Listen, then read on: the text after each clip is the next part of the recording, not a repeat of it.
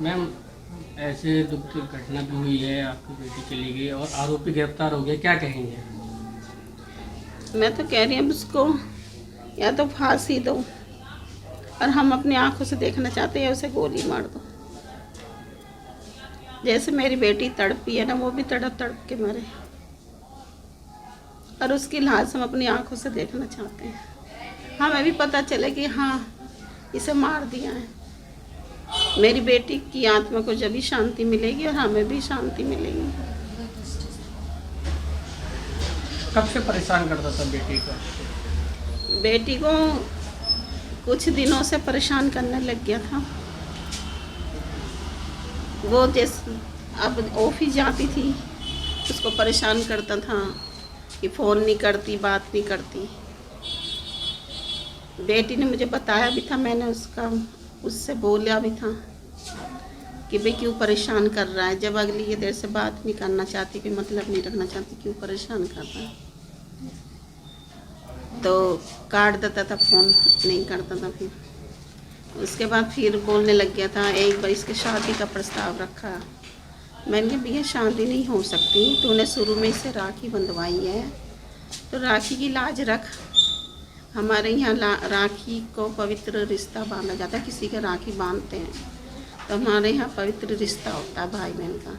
तूने कहा मेरी बहन नहीं है, मैं इसको बहन बना रहा हूँ, इससे राखी बंधवाना चाहता हूँ। मैंने कहा चलो कोई बात नहीं, हम राखी बंधवा रहा तो, लेकिन राखी तक ही अपने रिश्ता रखियो। कभी ये नहीं कि आगे चल के तू कोई और बात बोले, उस बात को हम नहीं मानेंगे। कह रहा नहीं ऐसी कोई नहीं। तो अब इसने उससे राखी का वो शादी का प्रस्ताव रखा। लड़की ने भी बताया, मैंने इसको समझाया, मैंने कहा हमारे नहीं होता ऐसे बिल्कुल भी, तुम लोगों के होता होगा कि बहन से कर ली, या हमारे नहीं होता। तेरी कास्ट अलग है, हमारी कास्ट अलग है। मैंने कहा उसमें लड़की को परेशान मत करी। और कह रहा चलो कोई बात नहीं, जब तो मना कर दी इसने।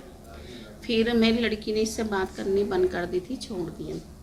फिर लड़की को परेशान करने लगे। अब जैसे लड़की जॉब करने जाती थी, अच्छी कंपनी में लगी थी, तो 4 लोग गो पे बैठती है, फ़ोन भी आते हैं अफसरों के। अब उनसे बात करती थी लड़की, तो कहता किससे बात कर रही है, किसका फ़ोन आया है, ये पूछता रहता था।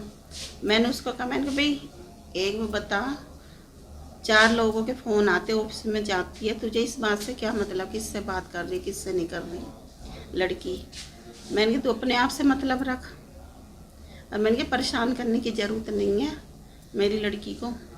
मैंने कह रहा, लड़की ने बताया मुझे, मम्मी ने कह रहा था तेरे ऑफिस में बोलूँगा, तेरा ऑफिस छुड़वाऊँगा। मैंने फिर फ़ोन करा, मैंने कहा तू क्या कह रहा है कि ऑफिस में बोलूँगा, फ़ोन तेरा ऑफिस छुड़वाऊँगा, क्या बोलेगा? जो मुझे बोलना होगा मैं बोल दूँगा।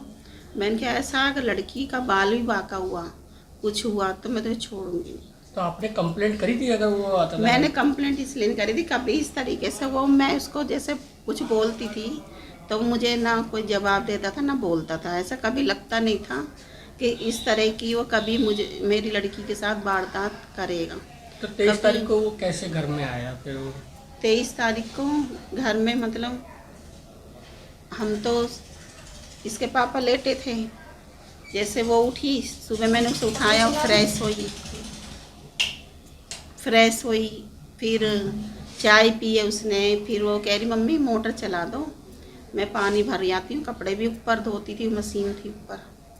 अब वो चढ़ी है, जब वो कह रही मम्मी पानी नहीं आ रहा, मैंने कहा अभी नहीं आया नहीं है, मैंने कहा थोड़ी देर में चला दूँगी। इसके पापा कह रहे चल देखता हूँ मैं जाकर ऊपर। तो जब ये ऊपर गए थे तब वो लड़की को मार रहा था और लड़की का गला घोट रहा था। अच्छा, ऊपर जाके? हाँ, इसके पापा गए हैं, जब इन्होंने देखा कि भाई ये कौन है मार रहा है और उसका गला दबा रहा था, इन्होंने उसको हटाया तो इसके पापा को धक्का दे दिया, ये गिर गए। तभी इसने लड़की को उठा के ऊपर से नीचे फेंक दिया और भाग गया खुद। क्या मांग करते हैं अब आप? लड़की की जो मौत हो गई, बेटी की, आरोपी गिरफ्तार हो गया है, क्या दिल्ली सरकार से कुछ मांग करते हैं या पुलिस से मांग करते हैं? दिल्ली सरकार से, पुलिस से मैं यही मांग करती हूँ, बस उसे जल्दी से जल्दी फांसी दी जाए, गोली मारी जाए उसको, और हम अपनी आंखों के सामने उसे देखना चाहते हैं। जब भी देखो हमें महसूस, जब भी हमें लगेगा कि हाँ हमारी लड़की को इंसाफ मिल गया, हमारी लड़की की आत्मा को शांति मिल गई। अब वो ऊपर से देख रही है बैठी हुई, अगर ऐसा होगा तो वो उसकी आत्मा को भी शांति मिलेगी कि मेरे मम्मी पापा ने मेरा बदला उससे ले लिया, मुझे इंसाफ दिलवा दिया।